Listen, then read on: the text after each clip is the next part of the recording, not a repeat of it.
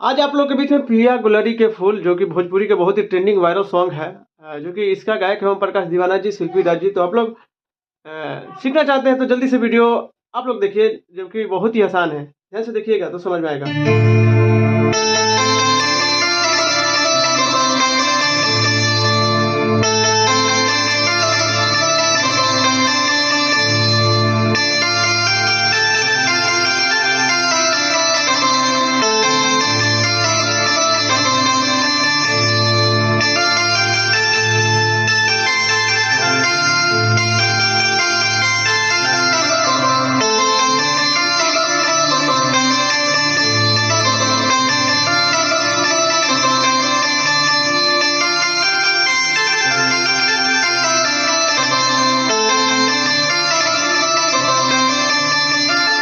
तो वीडियो अच्छा लगे तो लाइक, कमेंट, चैनल को सब्सक्राइब